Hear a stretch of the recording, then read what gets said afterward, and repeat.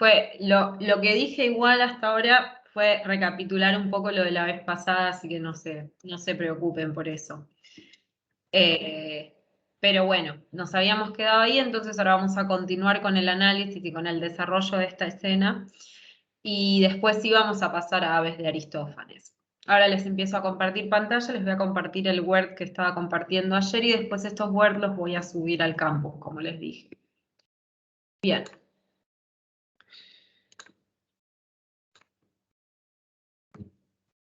Díganme por favor si ven bien. Sí, se ve perfecto. Genial. Bueno, entonces, como les dije, estábamos en la parte en la que llega Cinesias y le dice a Lisístrata que necesita de su mujer, y Mirrina baja y se encuentra con Cinesias en, recordemos, las inmediaciones de la Acrópolis, ¿sí? Todo esto estaría pasando, digamos, más o menos en las puertas de la Acrópolis.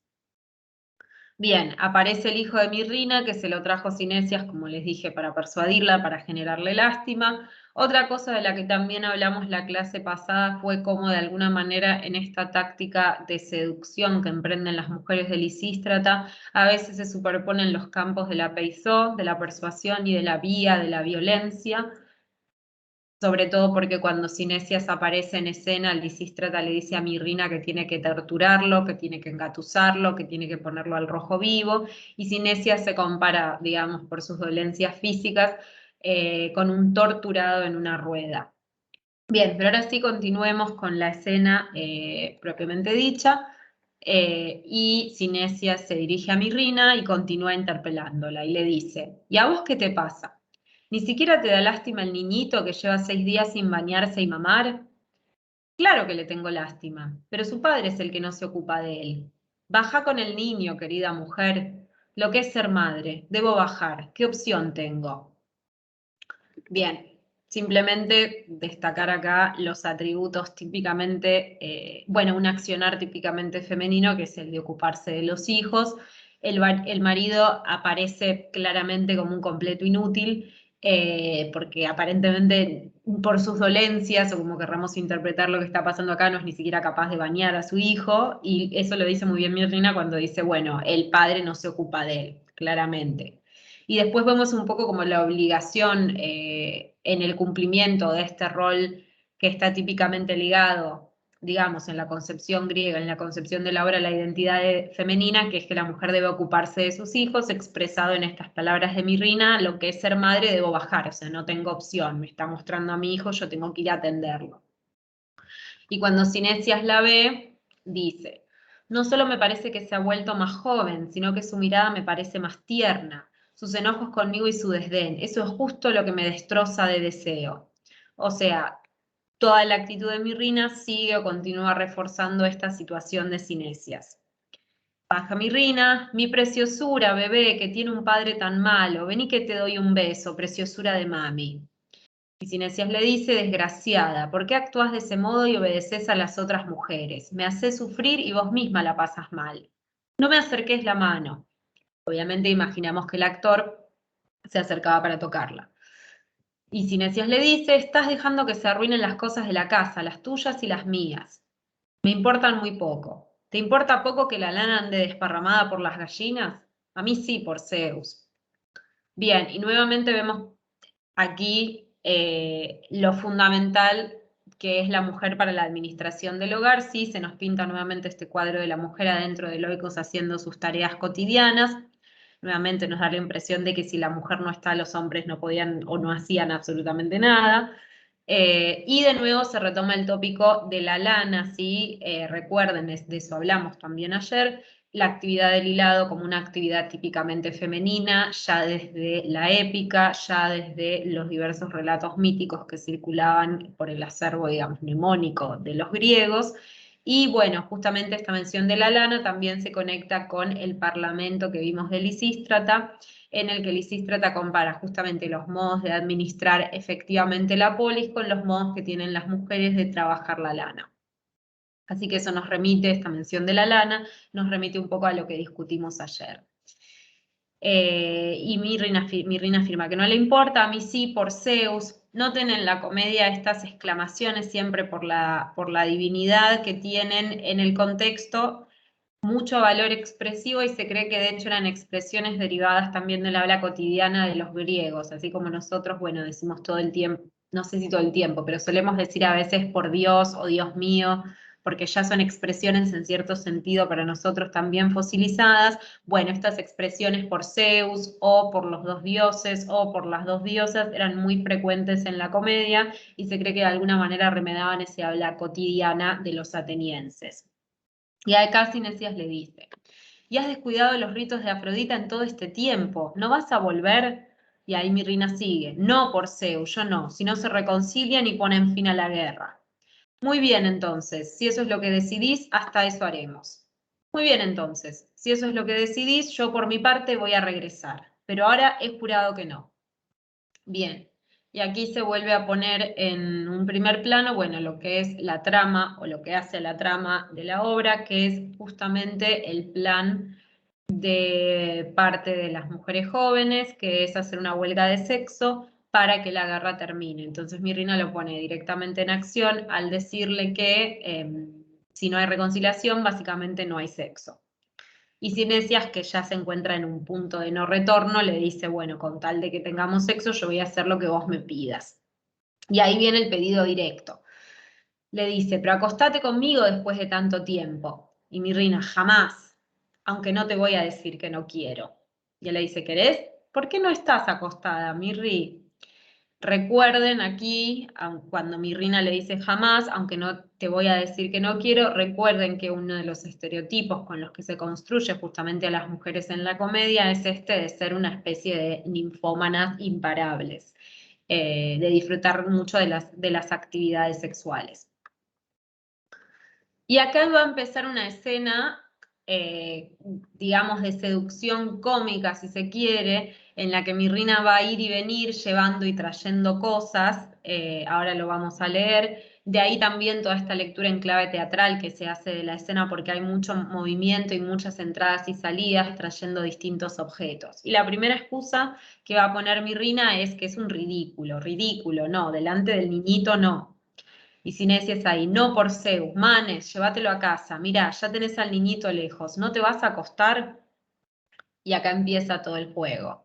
Pero querido, ¿dónde podría uno hacerlo? ¿Dónde? La gruta de pan está bien. Bien, son todos lugares, se van a empezar a nombrar una serie de lugares que estaban cerca de la Acrópolis. Y Mirrina se pregunta, ¿y cómo podré regresar purificada a la Acrópolis? Esto es importante porque recuerden que la Acrópolis era un lugar sagrado, sí, bajo la tutela de la diosa Atenea, y para estar en contacto con los dioses había que estar limpios, sí, había que estar, digamos, libres de todo tipo de mancha o de suciedad. La actividad sexual, así como también la menstruación, se asociaban con estas manchas o esta suciedad que no dejaba entrar que no permitía la entrada completamente purificada al templo. De ahí la pregunta de Mirrina. Y Cinesias es lo más pragmático posible y le dice lo más bien en verdad lavándote en la clepsidra después del acto sexual. La clepsidra es una fuente que había ahí.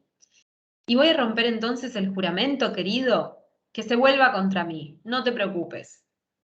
Y ahí dice Mirrina, bien, voy a traer un camastro para los dos.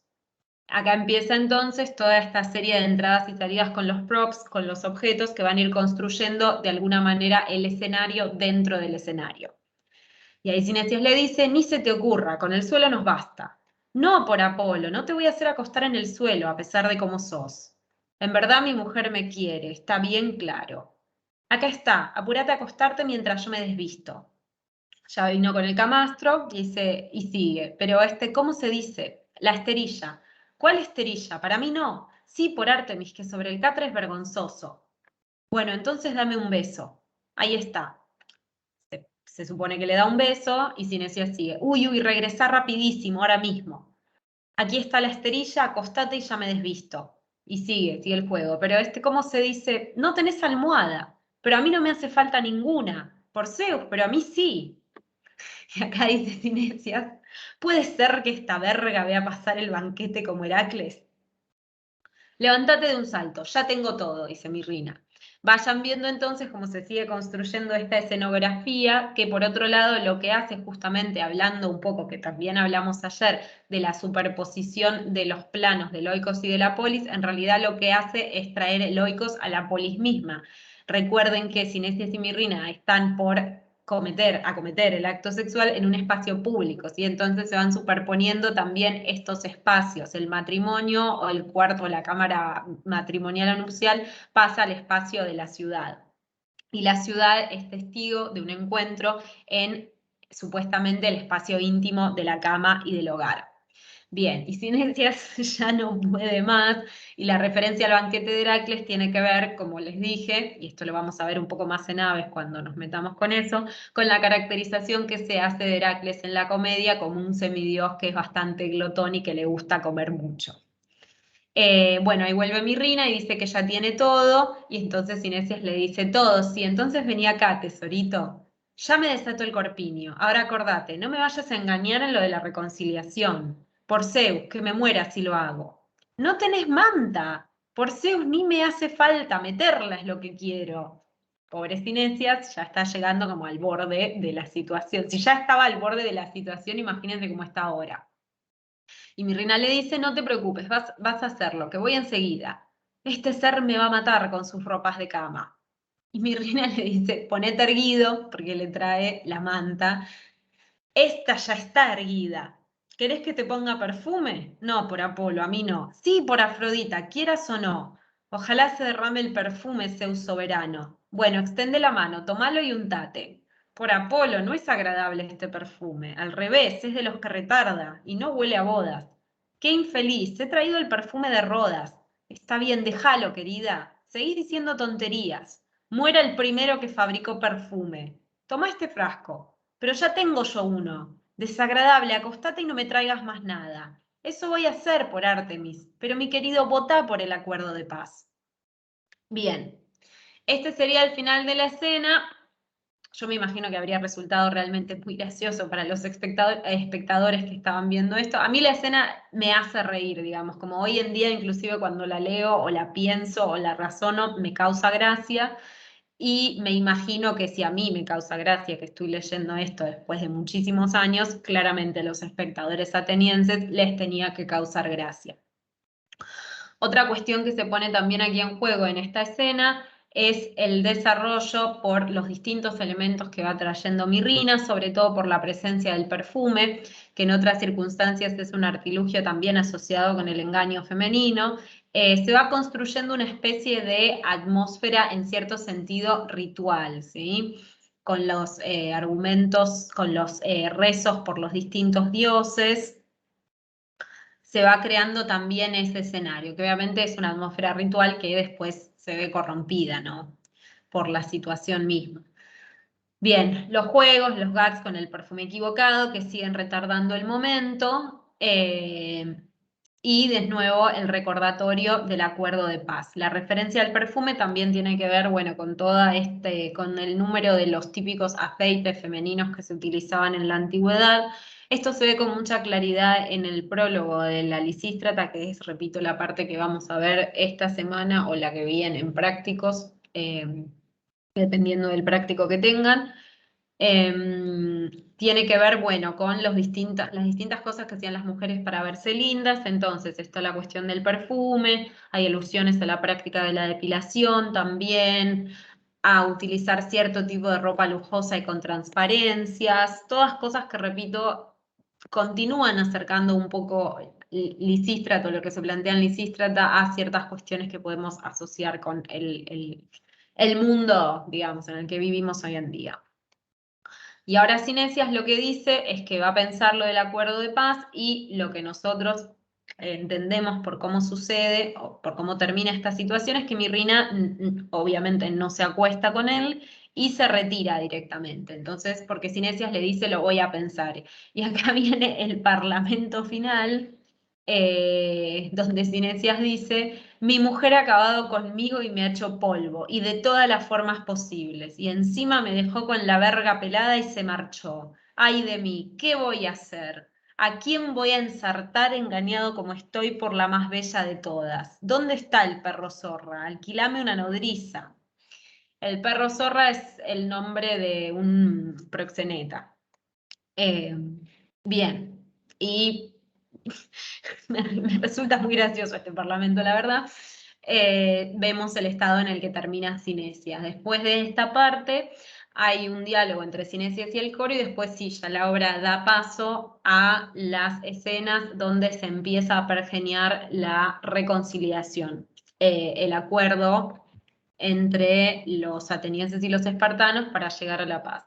Recuerden también prestar atención a la escena de reconciliación, que es interesante para analizar cómo el cuerpo de la mujer se vuelve un territorio que puede ser dividido y puede ser apropiado por la mirada masculina, ¿sí? En la última escena, la escena donde figura todo el episodio de reconciliación, lo que tenemos es justamente los espartanos y los atenienses repartiéndose básicamente los pechos y la cola, el culo de reconciliación para llegar a un acuerdo.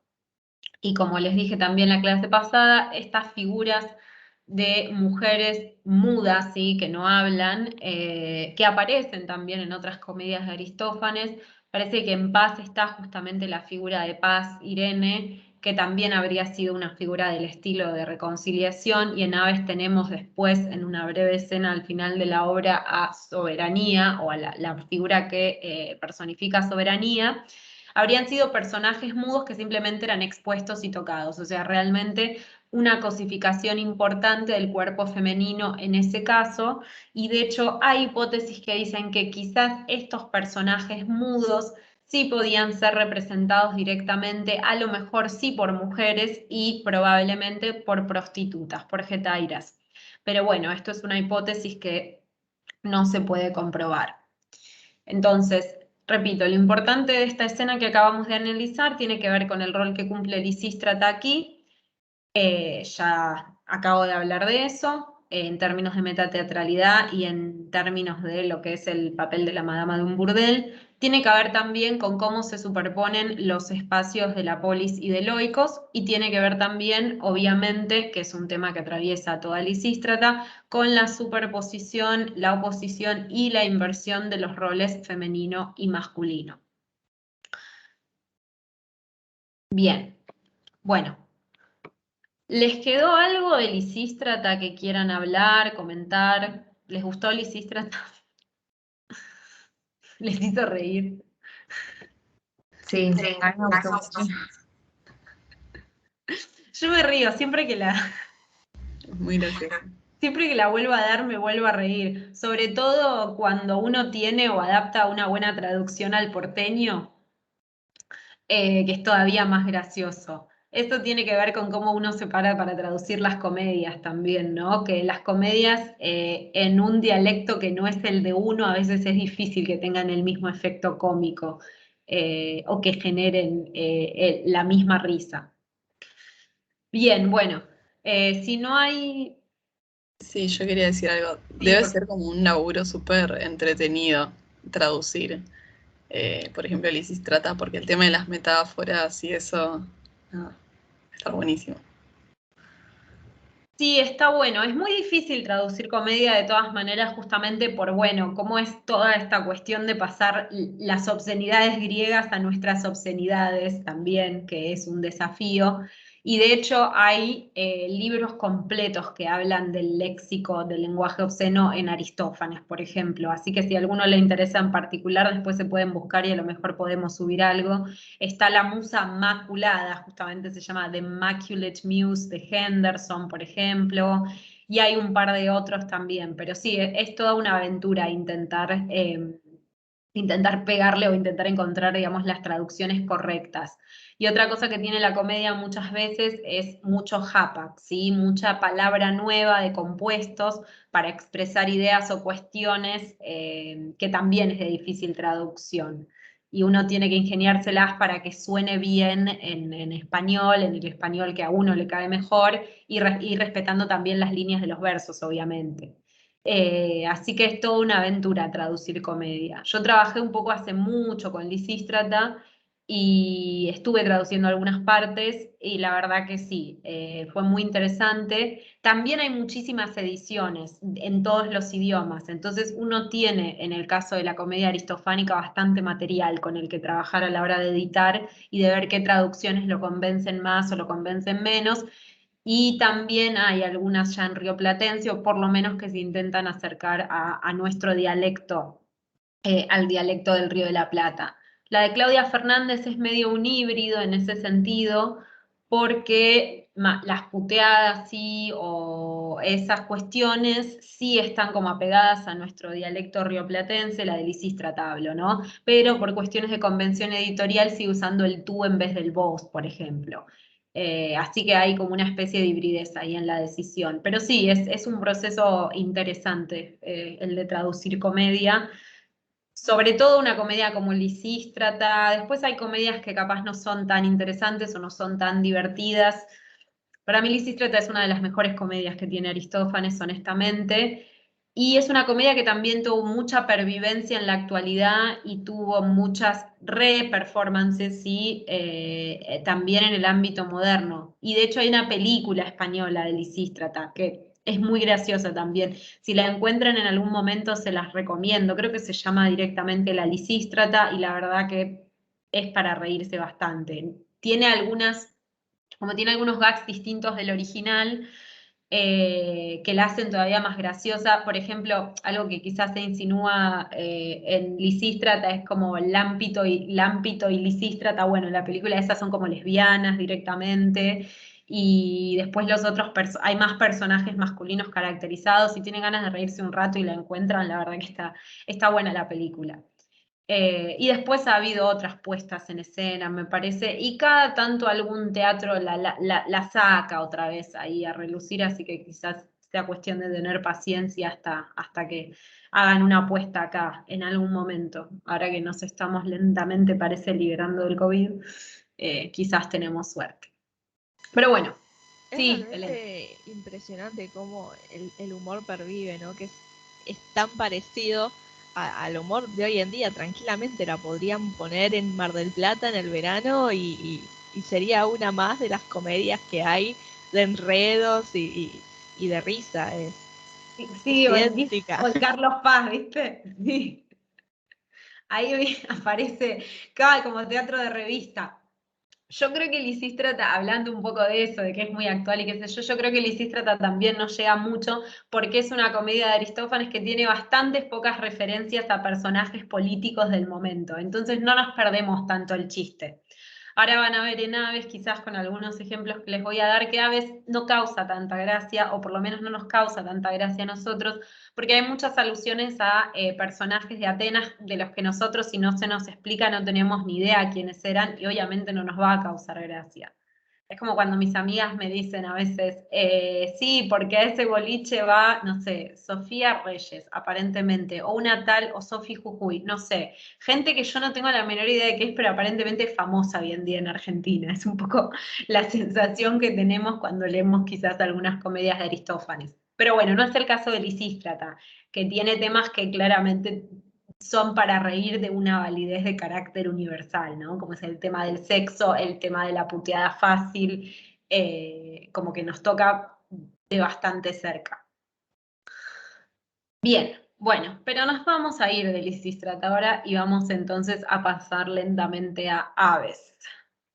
Y para eso les voy a compartir pantalla, les voy a dejar de compartir esta pantalla y les voy a compartir otra. De Aves vamos a hacer, como hicimos con Lisístrata, una pequeña introducción de la obra, comentar algunas particularidades del contexto, algunas características generales, algunos modos de problematizar también Aves, así como nos preguntamos con Lisístrata si era una comedia pacifista o no, o una comedia feminista o no. Y después vamos a ver, que calculo que vamos a llegar completo y de hecho capaz nos sobra el tiempo, el prólogo de Aves, ¿sí? Bien, antes que nada, ¿llegaron a leer Aves o no? Yo no llegué. Ok. Yo tampoco. Yo tampoco. Ok. No, pregunto porque así no viene mal que me detenga más capaz en resumir algunas cosas del contenido. Igual, de todas maneras, después léanla. pero bueno, porque si no, si ya habían leído, capaz los aburro entrando en más detalles. Pero bueno, quizás si les doy más detalles, esta vez no está mal. Así les ahorro un poco de trabajo también. Bueno, entonces les voy a compartir de nuevo el PowerPoint. ¿Y dónde estoy? Acá está. Bien, a ver si lo puedo poner en modo presentación, pero me va a empezar desde el comienzo. Bien, llegamos a Aves. Kate, Sí, te puedo hacer una pregunta, quizás es media obvia, pero en las competiciones las comedias competían contra comedias y las tragedias contra tragedias, no es que se cruzaban. no, género con género. Ok, gracias. Lo que sí me parece es que el jurado, no estoy segura si el jurado de las tragedias y las comedias no era el mismo. Eso no estoy segura. Pero siempre se competía tragedia contra tragedia y comedia contra comedia. Bien. Bueno, y habiendo dicho esto, Aves es una obra de Aristófanes anterior a Lisístrata, ¿sí? Lisístrata, no por mucho, pero es anterior. Lisístrata, recuerden, era del 411 a.C. y Aves es del 414 a.C. Y a diferencia de Lisístrata, que quizás se habría representado en las Leneas, no estamos muy seguros de eso, Aves se representó en las Grandes Dionisias y obtuvo no el primero, sino el segundo lugar. En el primer lugar creo que estuvo un comediógrafo que no es muy conocido, del que tenemos comedia fragmentaria nada más, y en el tercer lugar creo que hubo una obra de Ferécrates que trataba, según los testimonios, más o menos de lo mismo, pero se ve que peor y por eso quedó tercera. Así que un poco eso es donde tendríamos que ubicar a Aves de Aristófanes. Bien. En lo que respecta al contexto histórico, seguimos en el marco más macro de la Guerra del Peloponeso. Como les dije, en principio casi todas las obras de Aristófanes donde se trata un poco el tema de la paz y de la guerra hacen un guiño al conflicto, a todo el conflicto entre Atenas y Esparta.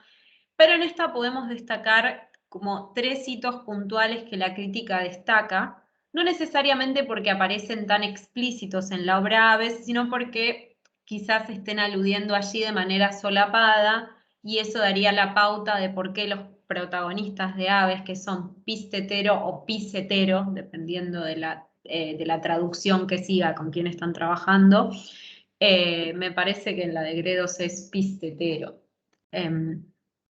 Porque ellos deciden escaparse a un lugar que no sea Atenas. O sea, la pregunta sería, ¿qué está haciendo Atenas en este momento para que haya 2 ciudadanos atenienses que quieran huir de la ciudad y fundar, digamos, una nueva? Bien.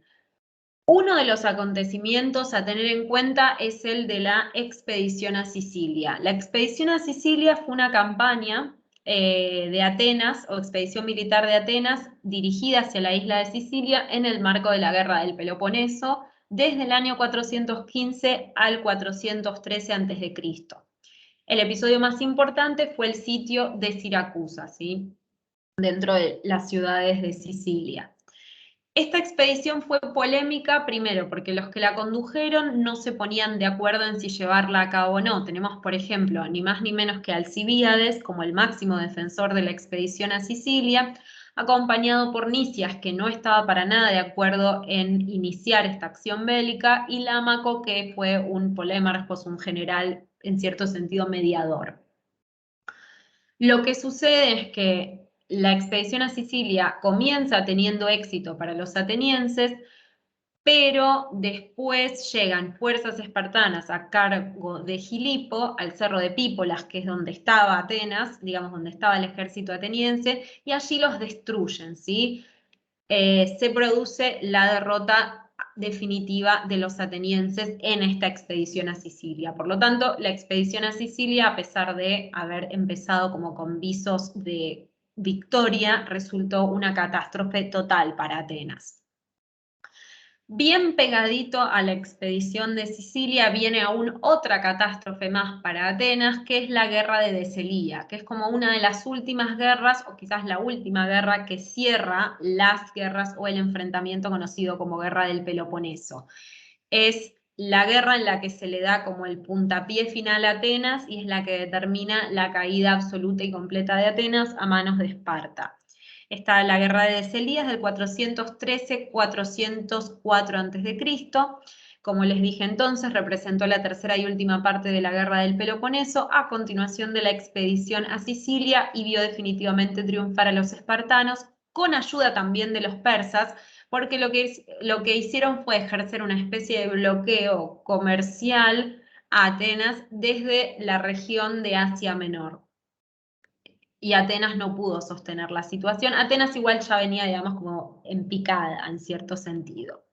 Y en el medio de todas estas guerras y de todas estas expediciones y fracasos, sucede otro acontecimiento que es el juicio a Alcibíades, en el que también se alude un poco solapadamente en Aves, que tiene que ver con, bueno, lo que hace Alcibíades en la expedición o después de la expedición a Sicilia. Cuando parte la flota para Sicilia, ocurre el evento que quizás les suena de haberlo escuchado, que es el evento de la mutilación de los Hermes. Aparecen los Hermes sin pene, y se lo considera, o determinados grupos lo consideran a Alcibíades culpable de esa acción, y se lo condena a juicio en Atenas. Pero lo que hace Alcibíades, que por otra parte siempre fue un personaje bastante polémico en su carrera política en Atenas, digamos, lo que hace Alcibíades después de la fallida expedición a Sicilia es básicamente huir a Esparta y hacer una alianza con los persas. Un divino el muchacho. Da todo por el equipo. Bien, entonces habría también dando vueltas estas alusiones al juicio de Alcibíades, porque algo que se critica también bastante en Aves, que es un tema que ya había tratado Aristófanes en Avispas, sería como esta afición de los atenienses a ir siempre a juicio, a enjuiciar a todo el mundo, a hacer pleitos. Bien, pero bueno, para entender un poco o para interpretar un poco lo que está pasando en Aves, está bueno tener estos tres acontecimientos históricos en el horizonte, por más que, repito, no se traten de manera explícita. Que eso es lo que dice el cartelito este naranjita que puse ahí abajo, como una especie de recordatorio. Aves no escenifica estos conflictos de manera directa, pero quizás se puedan percibir en la crítica que hay en la obra, una crítica que es constante a la política ateniense, y también en el deseo de escapar de la ciudad por parte de Pistetero, el héroe cómico, y de su colega Evélpides. Bien.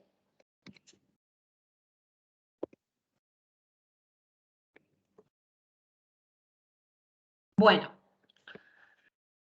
Dentro de las temáticas principales, después vamos a ver un poco la estructura de Aves, pero bueno, básicamente creo que ya un poco les comenté que el argumento principal de Aves es que dos personajes cansados de la vida ateniense se ponen en camino para fundar una nueva ciudad, que termina siendo una ciudad en el cielo donde los pájaros serían como los monarcas, si quiero, los ciudadanos, mejor dicho. Bien, entonces lo que nosotros podemos ver a lo largo de Aves, entre otras temáticas, es obviamente una crítica a la sociedad / la política ateniense, y esto se evidencia a lo largo de los episodios de la obra, por ejemplo, en el tratamiento que se hace de los personajes que se acercan a esta ciudad fundada en el cielo. El nombre de la ciudad es medio una especie de trabalenguas. Ahí está escrito, transliterado, Nefelococugia, ¿sí?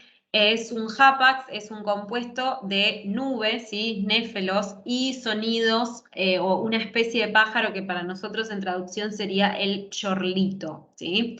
Por eso es difícil a veces traducir bien este nombre. Los traductores van variando. Por ejemplo, a mí me gusta la opción que le da, la vuelta que le da Gredos, que le pone pío pío de las nubes. Está bastante bien, me parece. Hay traductores que optan directamente por dejar el Nefelococugia. Y después creo que hay una crítica que es Balzaretti, que directamente le pone ciudad de las nubes de los chorlitos, una cosa así. Pero eso me parece un espanto, pero bueno, digo, lo que se está jugando acá justamente es cómo nombrar, que después vamos a volver a ese tema, el no lugar que quiere fundar Pistetero, la Nefelococugia. Nefelococugia, sí. Bien, pero volviendo a esta cuestión de la crítica a la sociedad y a la política ateniense, vamos a tener, a medida que se van acercando a esta nueva ciudad por determinados motivos, el rechazo de personajes que son representativos en cierto sentido de, si se quiere, la decadencia ateniense. Durante el proceso de fundación de esta nueva ciudad, se van acercando estos personajes que ven ustedes aquí en pantalla. Uno es un poeta medio venido a menos, que de alguna manera estaría parodiando el estatus, primero del poeta itinerante y segundo del poeta itinerante que no tiene, digamos, que presenta sus obras a cambio de algún tipo de sustento. Justamente lo que el poeta dice es que va a componer una oda en honor a la nueva ciudad a cambio de que le den un manto, ¿sí? A cambio de que le den ropa. Y lo que hace justamente el poeta en estos versos es parodiar algunos versos de Píndaro, ¿sí? El poeta parodia un canto dedicado a Hierón, un hiporquema, o sea, un canto de baile, ¿sí? Que está en la parte fragmentaria de la producción de Píndaro, no es parte de un epinicio. Pero bueno, suponemos que el tomar un autor, si se quiere, aristocrático, serio, como Píndaro, también anterior, y ponerlo en boca de un poeta que está muerto de hambre, que busca ir a celebrar a esta nueva ciudad que acaban de fundar, habría sin duda generado un efecto cómico en la audiencia. Sobre todo también porque, si ustedes recuerdan, las odas de Píndaro no solo celebran muchas veces al atleta vencedor, sino también a la ciudad de la que el atleta forma parte. Y otro movimiento que hacen las odas de Píndaro muchas veces es ensalzar la fundación de nuevas ciudades. Por ejemplo, en la Pítica Primera, lo que hace Píndaro es ensalzar la fundación de la nueva ciudad de Etna, ¿sí? A cargo de Hierón de Siracusa. Entonces, de alguna manera, este poeta sería como una especie de Píndaro venido a menos que viene para celebrar la fundación de esta nueva ciudad de las nubes donde los ciudadanos van a ser los pájaros. Bueno, una locura escapista, fantasiosa, típica de la comedia. Bien, otro personaje que se presenta es el recitador es un recitador de oráculos, y esto tiene que ver con algo que aparece también en Lisístrata, que es una alusión a la práctica corriente en esa época en Atenas de hacer circular oráculos falsos. Y lo que hace este recitador es, en la lengua, en una imitación del lenguaje oracular, ¿sí? El lenguaje ese que ya estuvimos viendo, características de este lenguaje, tanto por Esquilo como por Edipo Rey y por Sófocles en general, ese lenguaje oblicuo, ese lenguaje ambiguo, ese lenguaje que no se deja descifrar fácilmente. Bueno, un poco parodiando toda esa cuestión, llega el recitador de oráculos con nuevas profecías sobre el futuro de la ciudad. Entonces, fíjense cómo durante el proceso de fundación se van ridiculizando todos estos personajes que estarían circulando por la Atenas contemporánea, la Atenas del momento. Después viene un personaje que se llama Metón, que la verdad no sé mucho qué le aportó a estos episodios, pero bueno, Metón estaría haciendo como el papel de un arquitecto, una especie de arquitecto entre comillas presumido, que se pone a dar consejos que no tienen ningún sentido de cómo trazar líneas paralelas y circulares en el cielo para diagramar la nueva ciudad. Básicamente parecería ser una especie de símbolo del que habla sin saber, ¿sí? De nuevo siguiendo esta línea de la crítica. Aparece un inspector que, según los escolios, no era efectivamente una magistratura ateniense, ahí dice, pero bueno, quizás lo habría inventado Aristófanes también para tener un efecto cómico. Y después un vendedor de decretos, ¿sí? Un vendedor de leyes, básicamente. Y acá se puede ver claramente una crítica a la proliferación y el incumplimiento de las leyes atenienses. El cuadro con el vendedor de decretos es básicamente que él le va a traer o le va a vender las leyes a Nefelococugida para que tenga nuevas leyes. Y aquí vemos, bueno, entonces, también como todos estos personajes, la mayoría de ellos se acercan a la fundación de la ciudad para conseguir algún tipo de lucro personal, ¿sí? Bien, eso la gente esos son los personajes que se acercan en el momento de la fundación, y después, una vez que ya se ha establecido la ciudad, tenemos la otra secuencia episódica en la que aparecen los distintos aspirantes a ciudadanos, ¿sí? Se ha extendido el rumor de que ahora hay una ciudad en las nubes y los atenienses quieren cambiarse, entre comillas, digamos, de ciudadanía e ir a esa otra ciudad, la ciudad que está ubicada en las nubes. Y nuevamente los aspirantes a ciudadanos que se presentan dejan mucho que desear, ¿sí? Resultan personajes que evidencian un poco lo mal, si quieren ustedes, que estaba la sociedad ateniense en ese momento, en la concepción aristofánica, ¿no? Primero se presenta un parricida, no puse mayores explicaciones porque todos sabemos lo que es un parricida, ¿sí? Es alguien que quiere matar a su padre o ha matado a su padre, y el motivo que se destaca en la obra justamente es el motivo de la herencia. Como la muerte del padre como beneficio para el hijo. Después aparece ridiculizado un personaje del momento, que es Cinesias, que se llama igual que el marido de Mirrina, pero no es el mismo, que era un personaje real, aparentemente en la época era un poeta ditirámbico, y parece que Aristófanes se metía con él de vez en cuando, así que de chapa lo pone, y le sirve una vez más para hacer estas escenas de, no para tragedia, sino que podríamos decir para lírica, entre comillas, donde aparecen estos discursos más propios de lo que nos haría acordar a la lírica de un Píndaro o un Baquílides, pero esta vez en clave cómica, ¿sí? Cinesias dice que le quiere también componer una oda a la ciudad de los pájaros, etcétera, etcétera. Y después aparece el último, es el psicofanta, que quizás sea el personaje dentro de esta numeración que más refleja un poco la crisis política en la que se encontraba Atenas, o uno de los aspectos que, por cómo es su tratamiento, parecería que Aristófanes le gustan menos de la sociedad ateniense del momento. Y digo parece porque obviamente no vamos a poder estar nunca seguros de eso. El rol del psicofanta ya para esa época había pasado a ser el de una especie de denunciante profesional que cobraba un dinero de la persona que estaba interesada en efectuar la denuncia, ¿sí? Sería algo así como un botón a sueldo, si lo queremos poner en los términos de hoy en día. Y parece que había muchos y que no hacían esto, y parece que además las denuncias obviamente no eran ciertas, sino que la mayoría de las veces eran infundadas, es decir, eran inventadas, y el psicofanta las declaraba en las cortes, las declaraba en los tribunales, simplemente a cambio de dinero. De ahí toda la crítica a estos personajes. Bien. Otra cosa que tenemos, que un poco quizás ya lo pudieron haber intuido por lo que veníamos diciendo, es en el marco de la obra una parodia de los ritos de fundación de nuevas ciudades, de la mano de esta creación, esta vez de una utopía o de un no lugar a mitad de camino entre el Olimpo de los dioses y la tierra donde viven los humanos.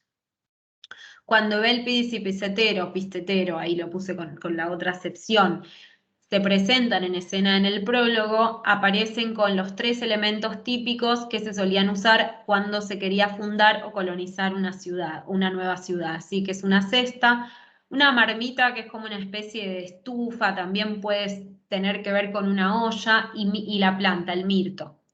Y justamente en el momento de la fundación de Pío Pío, de Nefelococugui, o como quieran ustedes llamarle, lo que tenemos es la presencia de un sacerdote que está dispuesto a realizar los sacrificios propiciatorios. Entonces, de alguna manera tenemos, bueno, una parodia de los ritos de fundación y de la fundación de ciudades, y también podríamos ver aquí una alusión al colonialismo ateniense. Por eso ahí puse quizás crítica velada o parodia del colonialismo o imperialismo ateniense. Recuerden ustedes que Atenas estaba dentro de lo que era la red ateniense, si quieren ustedes, encontraba formada la Liga de Delos, que consistía de todas poleis que le pagaban tributos a Atenas, y esos tributos no eran para nada baratos, ¿sí? Entonces quizás se podría estar viendo allí una crítica justamente a esta tendencia ateniense a colonizar nuevos territorios para luego sacar ganancias tributarias de esos territorios. Bien, y nuevamente les llamo la atención sobre este concepto de utopía junto con el de utopía, buen lugar, tan propio de la comedia o de la generación del espacio cómico, que poco tiene que ver con el espacio trágico, ¿sí? Sobre todo si pensamos en Aves, en Aves y en la creación de esta ciudad en las nubes, ¿sí? En términos de la escenografía, yo calculo que los espectadores atenienses tenían, en una comedia como Aves, tenían que usar efectivamente mucho la imaginación de todas maneras, porque el escenario habría sido simplemente un par de rocas y unos arbustos, y uno se tenía que imaginar un poco que iba cambiando de lugar según el parlamento de los personajes. Sí habría habido recursos como una especie de polea, una especie de deus ex machina para atraer a algunas de las divinidades, sobre todo Iris, que aparece en un momento en la obra, por ejemplo, seguramente venía como volando con algún tipo de mecanismo. Así que había utilización de más recursos de este estilo, pero la escenografía no habría sido tampoco gran cosa. Y lo que sí resulta muy interesante de esta obra, que lo hablamos un poco en la clase pasada, es el coro. Justamente el coro está compuesto de 24 tipos distintos de pájaros y cada uno tiene su plumaje, su color, su pico, así que realmente habría sido un despliegue muy interesante visualmente para ver en escena. De hecho, hoy estaba leyendo la obra y sí, hay tantos nombres de pájaros que yo, se imaginan que no los conozco todos. Después dije, bueno, vamos a hacer un PowerPoint donde busco cada pájaro y se los muestro. Y ahí dije, bueno, Kate, ya estás quemadísima. No vamos a hacer eso. Pero si ustedes algún día tienen tiempo libre y se ponen a leer Aves, pueden googlear cada nombre de los pájaros. Algunos son más conocidos, otros la verdad que yo no sé cómo se ven. Pero bueno, continuemos con esto. Si me deja el PowerPoint. Bien, continuamos un poco con los temas que se ven en Aves, ¿sí?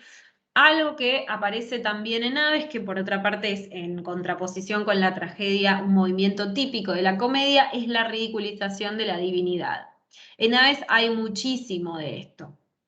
Tenemos nuevamente la figura, como les dije, del Heracles glotón. Del Heracles glotón. Esto no es ninguna novedad, ya se los repetí hasta el cansancio, pero la escena en la que aparece es muy graciosa porque supuestamente viene para convencer a Pistetero de algo, y Pistetero en ese momento está asando unos pájaros, así que Heracles no puede pensar en nada de lo que vino a hacer y solo piensa en comerse los pájaros, básicamente. Después también hay una amenaza de violación a Iris, a una diosa, ni más ni menos, por parte de Pistetero. Lo que dice literalmente es: y por poco que vos me fastidies, te agarro en el aire a vos, la primera mensajera, y te abro de piernas por muy Iris que seas. Y te vas a admirar de cómo, aunque soy viejo, se me empina el espolón 3 veces seguidas. En esta comedia no hay no hay tanto lenguaje obsceno más allá del chiste fácil, ¿sí? Demasiado fácil, digamos. Es más, hay teorías que dicen que Aristófanes no ganó el primer lugar con Aves porque como que repitió mucho de los chistes que ya venía haciendo y la gente estaba medio cansada. Nunca lo sabremos. Pero bueno, hay como mucho chiste fácil de este estilo. No hay tantas referencias sexuales, para nada como en Lisístrata, y esta es una de las pocas que aparecen que son bastante explícitas. Pero noten, bueno, lo que tenemos aquí, que es básicamente un héroe cómico, si se quiere, un humano, amenazando con cogerse a una divinidad, ¿sí? Claramente eso no va, digamos que no va a pasar en una tragedia. Bien, después hay una aparición de un dios tribal de otra zona, ni siquiera es un dios griego, es un dios bárbaro, que aparece en la última escena, cuando los dioses van a negociar con Pistetero, que lo que llama la atención del tríbalo justamente es que no domina la lengua griega. No sé qué edición van a leer ustedes, pero cuando van a la parte del tríbalo van a ver que los traductores a veces hacen cosas como medio extrañas o le agregan más vocales o más consonantes a lo que dice para demostrar que, bueno, el tríbalo no puede hablar bien griego. Y aparece un Poseidón totalmente inútil también, que no puede hacer nada. Y a raíz de esto, bueno, cabe destacar un poco el rol de Pistetero, que los termina convenciendo a todos de lo que él quiere. lo cual nos lleva un poco a la última de estas preguntas, que yo les invito, digamos, a reflexionar, quizás cuando tengan tiempo de leer la obra con más profundidad. Nos podemos preguntar efectivamente si Nefelococcugia resulta realmente una mejor polis con respecto a la Atenas del momento, o por lo menos la Atenas como aparece caracterizada como la Atenas de ese momento. Y de la mano de esta pregunta nos podemos preguntar también cuál es el rol de Pistetero en la configuración de esta nueva polis. Digo, ¿termina siendo realmente un mejor lugar o de alguna manera replica o empezaría a replicar los vicios que tenía Atenas? Aquí se plantea todo el problema con el control, con el paulatino control que cada vez va a ser mayor, que va ejerciendo Pistetero a lo largo de la obra, ¿sí? Pistetero tiene, como sucede en la comedia, un nombre parlante que literalmente significa persuasor de sus compañeros, o por lo menos el componente de la persuasión, de la peizo, está ahí presente en el nombre. Entonces, paulatinamente, a medida que vamos recorriendo la obra, vamos a ver cómo Pistetero se va poniendo cada vez más en el rol de un Tyrannos de carácter bastante despótico, que con su habilidad retórico-sofística, y ahí hay un guiño también a las corrientes filosóficas del momento, logra convencer a todo el mundo de lo que tiene que hacer para salirse con la suya.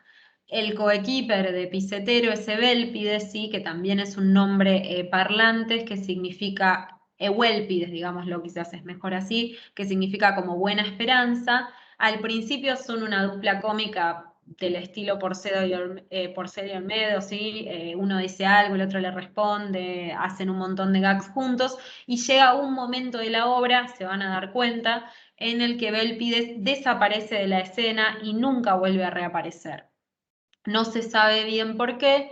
Hay críticos que dicen que es porque es por una cuestión muy pragmática, que en realidad el actor que hacía de Evélpides después tuvo que volver a entrar, pero para representar el papel de alguno de los mensajeros.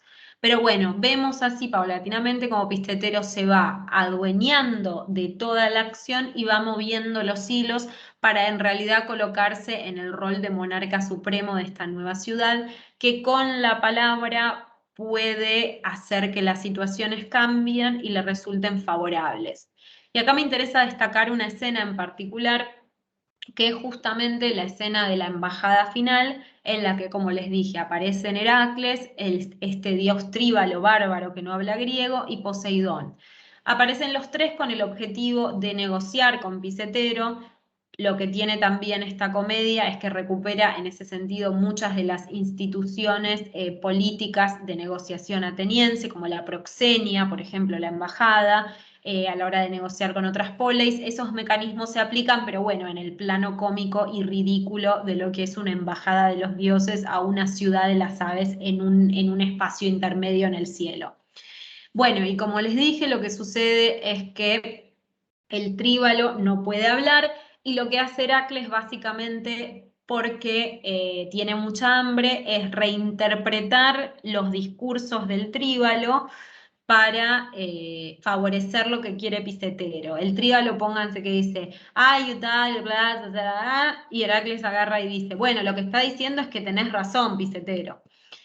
Entonces, de alguna manera, ¿de qué acuerdo? Entonces nos podemos preguntar, ¿de qué acuerdo o de qué embajada, en cierto sentido, si quieren ustedes, dialogado democrática, podemos pensar si hay una persona en esa embajada que es un bárbaro, que no habla griego, y si sus palabras son continuamente reinterpretadas para adecuarse a los deseos del protagonista de la comedia, ¿sí? Del héroe cómico? ¿Dónde está el diálogo ahí? ¿Dónde está la ciudad, la mejor ciudad que se quería fundar en las nubes? Además, recuerden ustedes que en el momento en que Pistetero está haciendo esto, o sea que están en el medio de estas negociaciones, está comiendo pájaros también. Está haciendo, cometiendo, si lo quieren leer así, una especie de acto de canibalismo con los ciudadanos de su nueva ciudad. Entonces, de alguna manera, bueno, toda esta cuestión de que se ha fundado una mejor ciudad se pone un poco en tela de juicio por las acciones que se van desarrollando también a lo largo de la comedia. Ahí les puse, bueno, Pío Pío parecería ser entonces, si seguimos esta línea de pensamiento, una especie de nueva Atenas, con los vicios que tenía la Atenas de la que se quejaban, y quizás peores vicios, que lo que quiere es manejar y controlar el entramado sociopolítico. Hay muchos ejemplos de esto también. Yo les recomiendo cuando lean la obra que se detengan sobre todo en cómo Pistetero construye los argumentos, porque Pistetero también maneja el campo en cierto sentido legal y la terminología legal de algunas cuestiones que remiten a la terminología legal del momento también en Atenas. De hecho, en la última parte, Pistetero le hace todo ¿cómo se llama esto? Le hace todo un argumento a Heracles para que lo siga diciendo que él no podía heredar, no iba a poder nunca heredar nada de su padre Zeus. Y el vocabulario que utiliza tiene mucho que ver con lo que son, digamos, las leyes de herencia y la figura de los miembros o de los ciudadanos atenienses que podían heredar efectivamente en la polis. Entonces también hay todo un juego entre el lenguaje cómico y ciertas nociones de derecho ateniense que van apareciendo en el discurso de Pistetero a lo largo de la obra. Y un poco lo que sucede o lo que termina sucediendo, estas lecturas que les estoy diciendo, han llevado a proponer algunas interpretaciones de corte alegórico que, así como están presentadas, son muy simplistas y obviamente no nos podemos quedar simplemente con eso, pero no dejan de ser interesantes y también nos remiten un poco nuevamente a lo que es el contexto histórico externo de esta obra. Una de las lecturas alegóricas más comunes es una equiparación de los atenienses con las aves, de los espartanos con los dioses y de Pistetero con la figura de Alcibíades. Como ven ustedes, esto es sumamente simplista, pero, repito, puede resultar interesante, si uno no lo afirma categóricamente, obviamente. Esta interpretación, de todas maneras, obviamente se entiende, ¿no? Las aves serían los atenienses, que son atacadas por los dioses, que son los espartanos, y Pistetero sería una especie de Alcibíades que sale en defensa de las aves / los atenienses. Esta lectura alegórica, en cierto sentido, está motivada por, como les dije, el relativo y efímero éxito que tuvo Atenas al comienzo de la expedición a Sicilia. ¿Sí? Si seguimos esta lectura alegórica, recordemos que la comedia obviamente termina bien, se nos estaría presentando a los atenienses como vencedores de la mano de Pistetero. Pero bueno, nada, la situación estaba lejos de ser ideal de todas maneras para Atenas en ese momento, y por más que tuvo relativo éxito al comienzo de la expedición a Sicilia, ya hemos hablado de que terminó de una manera realmente nefasta. Entonces hay que tener cuidado quizás con algunas de estas interpretaciones. Bien, bueno.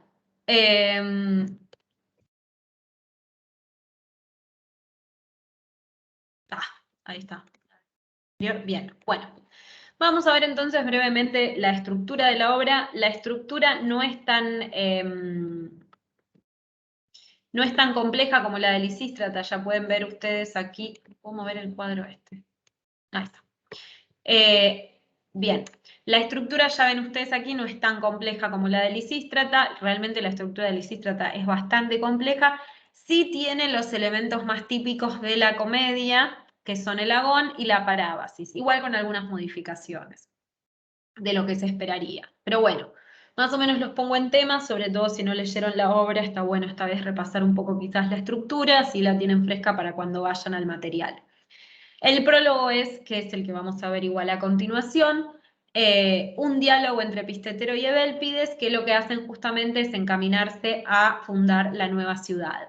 Lo que hacen primero Pistetero y Evélpides es ir al encuentro de Tereo, que ahora está transformado en Abubilla, ya vamos a hablar en breve de eso, y ahí se van a empezar a convocar a los otros pájaros. Se va a empezar a convocar a los otros pájaros. Después está la Paros, la entrada del coro, que es este coro que yo les dije, debe haber sido muy vistoso en escena. Es un coro compuesto por 24 variedades distintas de aves que se presenta completo y en un primer lugar expresan cierta reticencia frente a la propuesta de Pistetero y Tereo los convence de escuchar a Pistetero, con lo cual se da pie al agón. El agón no es un agón propiamente dicho en realidad porque los pájaros no le discuten nada a Pistetero. Simplemente se limitan a escuchar el plan que él propone y después básicamente lo que hacen es aprobarlo. Así que mucho de agón no tiene. Quizás nos hace acordar en ese sentido un poco también al de Lisístrata, en el que Lisístrata habla mucho y el magistrado casi no le dice nada, ¿sí? Entonces lo que hace Pistetero, como mencioné, es exponer por extenso el plan que tiene a las aves y las presenta para esto con un hábil artilugio retórico, ¿sí? Como los primeros seres que habitaron la tierra y por lo tanto como los seres que son dignos de detentar el poder. Y ahí tenemos Ebélpides que le va dando la razón, va haciendo un par de chistecitos ahí. Y esto es importante porque resulta en cierto sentido gracioso ver cómo lo que presenta Pistetero para convencer a las aves es una especie de parodia, y empieza con todo el juego y la parodia de la teogonía hesiódica, ¿sí? Supuestamente en el discurso que da Pistetero, las aves son anteriores inclusive a los dioses. Y va recreando como un nuevo orden desde el caos en el que las aves fueron las primeras. Y eso nos lleva justamente al tema de la primera parábasis. Recuerden que en líneas generales la parábasis es ese momento en el que el coro se dirige a la audiencia, rompe la cuarta pared, expone un poco quizás la visión del poeta. En este caso, en realidad, los pájaros lo que hacen es exponer su nueva y descubierta genealogía, y sí hay una invitación a los espectadores a que participen de su reino. Y aquí se ve claramente, como les dije, la parodia de la teogonía hesiódica, porque lo que tenemos es justamente, después de Ténganse, léanlo con más tranquilidad, tenemos la mención de Caos, la mención del héroe, la mención de la noche, que dio a luz a un pájaro, ¿sí? Como se van recreando todas estas genealogías divinas, pero en clave ornitológica, si quieren ustedes. Y también, obviamente, hay distintos juegos que también aluden un poco a la gigantomaquia, ¿sí? a todas esas tradiciones que nos llevan o nos reenvían a la teogonía de Hesíodo. Después vienen los episodios, que un poco ya se los comenté. Los primeros incluyen la fundación de la nueva ciudad y la llegada de todos esos visitantes que ya vimos, el vendedor de decretos, el recitador de oráculos, el poeta, etcétera, etcétera. Fíjense también, bueno, a raíz de eso, es interesante ver cómo las parodias que hace o con qué obras está dialogando Aves de la literatura anterior, que hay mucho más de eso quizás que en Lisístrata, inclusive menciones directas, como les dije a Píndaro. Bueno, acá estamos hablando de Hesíodo, hay una mención a algunos versos de Arquíloco, si no me equivoco, se mete bastante más con eso, toma partes de las obras originales y después las va cambiando. A nosotros un poco ese recurso cómico se nos pierde, pero para los que conocían las obras, que en ese momento, digamos, eran entre comillas clásicos, también debe haber sido gracioso. Hay una segunda parábasis en esta obra en la que los pájaros vuelven a hablar, dicen esta vez cuáles van a ser las nuevas leyes del reino de los pájaros. Digamos, se va construyendo una nueva ciudad con todos los elementos que tienen que tener las poleis, por lo menos que tenían que tener las poleis en ese momento. El elemento fundamental desde el punto de vista arquitectónico es la muralla, que es construida por una serie de pájaros también que están ahí, siempre bajo las órdenes de Pistetero. Pistetero es el que va a empezar a comandar a partir de un determinado momento y el resto le va a obedecer simplemente. Y aparte de, bueno, de los muros se necesitan leyes, obviamente, nomoi. Y lo que hay también, que esto ya es completamente una ruptura de la cuarta pared, es una apelación directa a los jueces del concurso para que la comedia sea vencedora, cosa que no sucede, así que no funcionó mucho la apelación de los pájaros, pero bueno, por lo menos lo intentaron. Después viene otra tirada de episodios bastante extensa, y ahí se da el encuentro con la diosa Iris, las visitas de estos aspirantes a ciudadanos de los que hablé, cuando viene el psicofanta, por ejemplo, cuando viene el parricida, etcétera, etcétera, y toda la escena de la embajada de los dioses, que esa me parece como de esta parte la más interesante, ¿sí? La llegada de los dioses, esa negociación que es una cuasi negociación o una farsa de negociación, si quieren ustedes, todo porque se ve lenguado, se ve coartado el lenguaje con el que hay que operar en este tipo de escenarios. Eso me parece interesante como para que lo vean con más detenimiento. Y después tenemos el Éxodo, que tiene un típico final de comedia, que finaliza con un himeneo, ¿sí? Con las bodas de Pistetero y soberanía. Soberanía en el marco de la obra, les cuento, es una personificación del poder de Zeus, pero que tiene cuerpo, es de esas figuras mudas y lindas, que a veces aparecen en las comedias de Aristófanes, y soberanía en ese sentido pasa a ser el símbolo de todo el poder de Zeus. O sea que cuando Pistetero contrae matrimonio con Soberanía, esa es la manera de la comedia de indicar que Pistetero ahora detenta efectivamente el poder supremo y que ha vencido a los dioses. Bueno, y esta boda obviamente es celebrada por los pájaros, ¿sí? Esta sería en líneas generales la estructura de la comedia.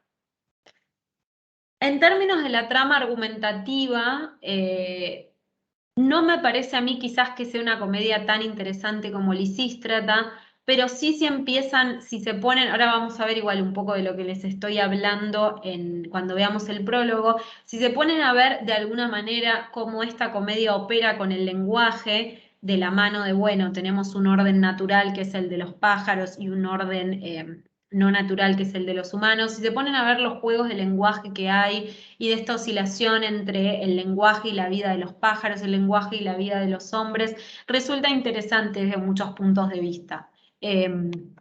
Y hacia eso vamos en realidad, porque es lo que me interesa, de lo que me interesa concentrarme cuando veamos ahora el prólogo, ¿sí? Además de otras cuestiones. Bien. Bueno, hasta aquí alguna duda, algo que quieran preguntar, alguna diapositiva que quieran ver de nuevo, que no les haya quedado claro.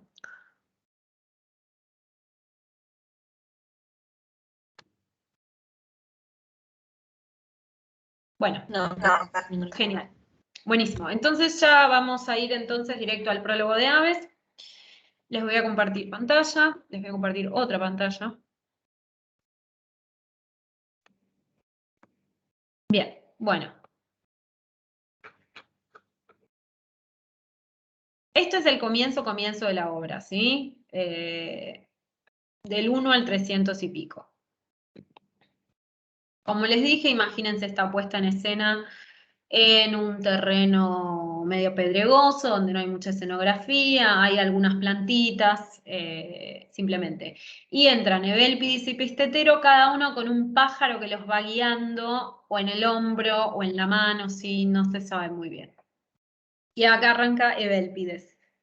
Derecho decís, por donde se ve el árbol, y le está hablando al pájaro que lo viene guiando. Y Pistetero, así decís, ahora Grasna que retrocedamos. Y habla de su pájaro que es la corneja. Yo no tengo la menor idea de cómo se ven un grajo y una corneja todo esto. Si alguno sabe más de pájaros que yo, va a disfrutar más esta obra, claramente. Pero infeliz, ¿para qué andar errantes? Con estas idas y venidas nos vamos a morir caminando en vano. Y ahí Pistetero dice, qué imbécil he sido al dejarme guiar por esta corneja. Me ha hecho correr más de 1000 estadios. Mayor dicha que la de llevar de guía este grajo que me ha destrozado hasta las uñas de los pies. Ni siquiera sé en qué lugar de la tierra estamos. ¿No podrías vos encontrar nuestra patria desde aquí? No, por cierto, ni Egecéstides la suya. Ay, vos, amigo mío, seguí esa senda. Terrible engaño el que nos ha hecho Filócrates, ese amargo vendedor de pájaros. Nos aseguró que estas dos aves nos guiarían mejor que ninguna otra a la morada de Tereo la bubilla, que fue transformado en pájaro, y nos vendió este grajo, hijo de Tarralides, por un óbolo, y por 3 aquella corneja, que solo saben darnos picotazos. ¿Por qué me miras con el pico abierto? ¿Querés precipitarnos desde esas rocas? Por ahí no hay camino. No hay sendero por ninguna parte, por Zeus. ¿Y tu corneja? ¿Qué dice del camino? Y tu corneja, perdón, ¿qué dice del camino? Sigue graznando por Zeus las mismas cosas que antes. Pero en fin, ¿qué dice a propósito del camino? ¿Qué va a decir? Sino que me va a dejar sin dedo de tantos mordiscos. Bien, vamos hasta ahí. Me resulta medio extraño como leerlo yo, pero no los voy a molestar con esto hoy. Bien, bueno.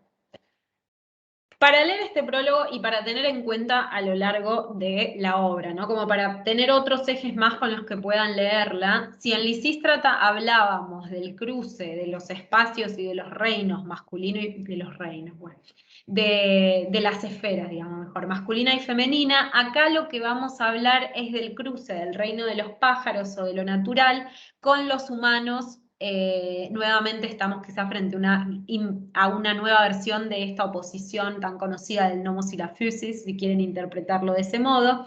Vamos a ver que va a haber un solapamiento, un imbrincamiento y una inversión de los roles de los pájaros y de los humanos en términos físicos, y eso lo vamos a ir viendo a medida que leamos el prólogo, como en términos lingüísticos también, ¿sí? Va a haber más allá de los abundantes juegos de palabras, por ejemplo, para empezar.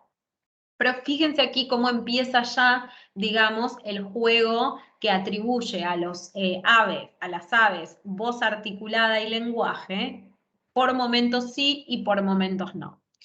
Al comienzo de la obra, Evélpides, recuerden, está hablando con su grajo y le pregunta al grajo, derecho decís, ¿sí? El verbo que se emplea aquí es el verbo que Lewis, que puede querer decir en griego, decir en griego, u ordenar. Nótense que se le está atribuyendo a un ave que en principio no podría hablar como los seres humanos, un verbo que claramente se aplica cuando uno habla con las características de un ser humano, ¿no? Pero fíjense el contraste con la corneja de Pistetero, que Pistetero nos retrotrae una vez más de este mundo en el que las aves hablarían como los seres humanos, y dice que su corneja no que Lewis no habla, sino que simplemente grazna, krotsei es la palabra en griego, que es también un término típico de un sonido que haría un pájaro y no un ser humano. Entonces ya desde el comienzo vemos cómo los planos lingüísticos del habla humana y del habla de las aves se van mezclando. Bien.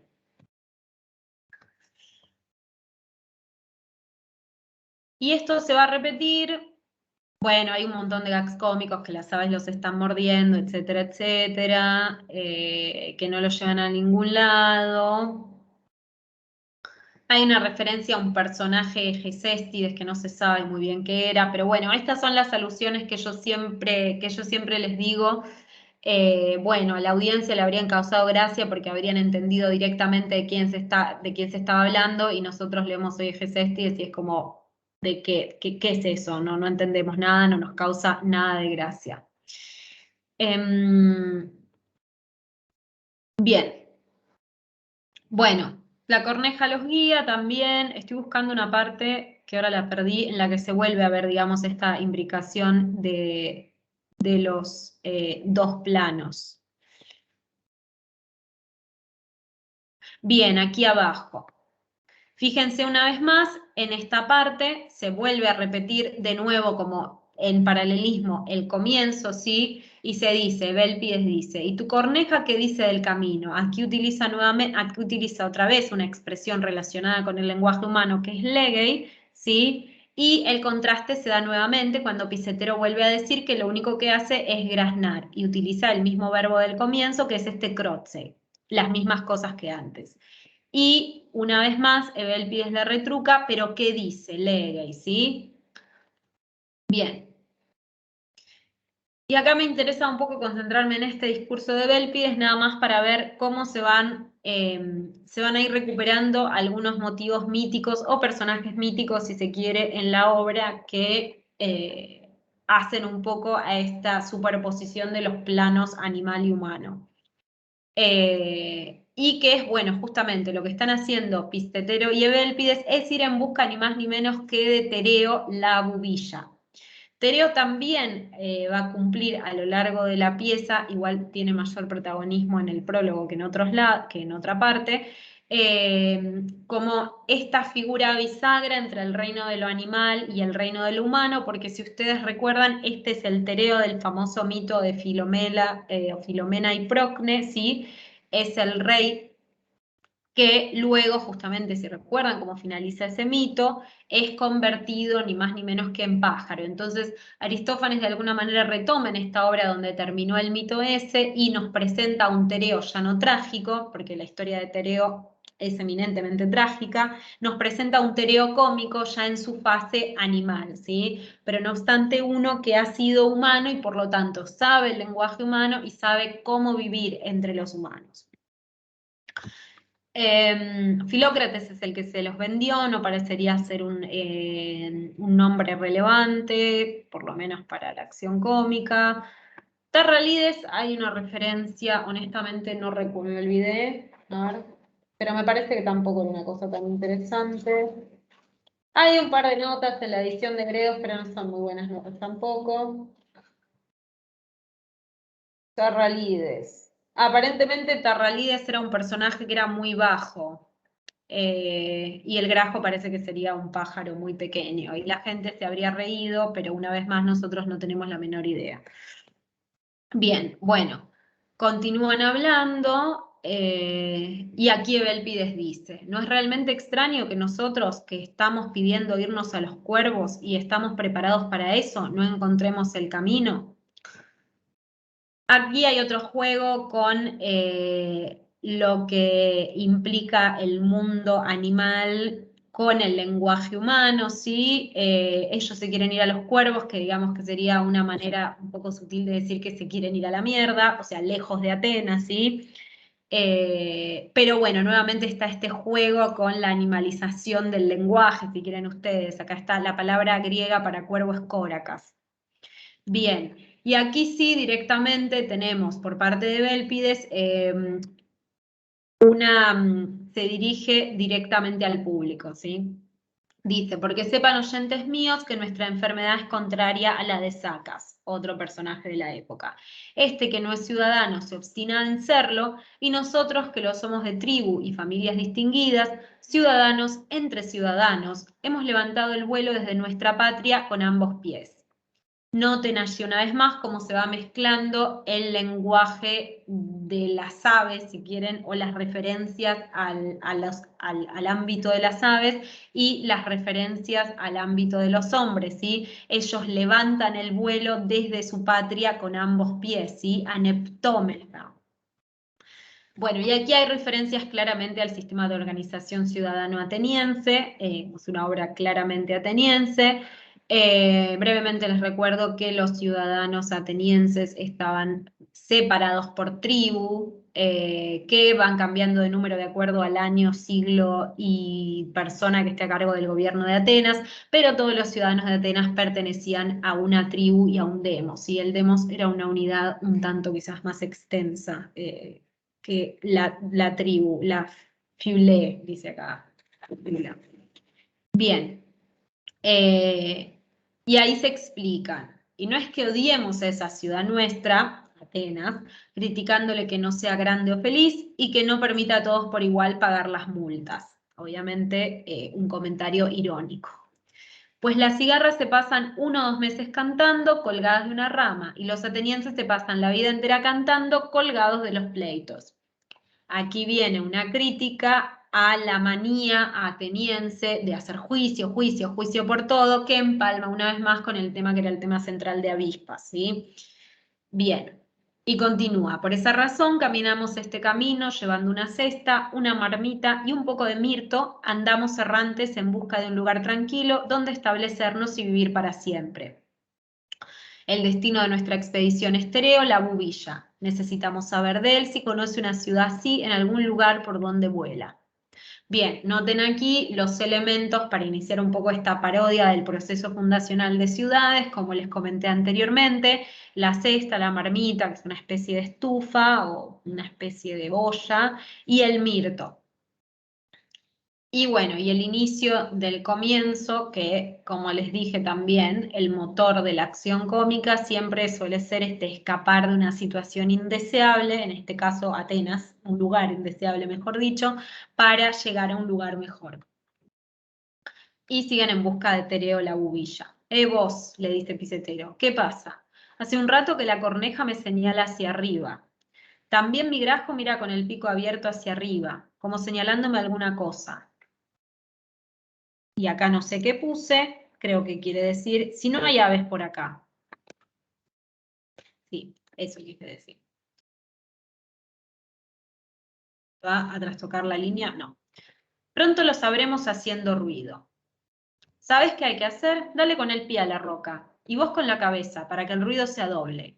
O mejor, toma esa piedra y golpea.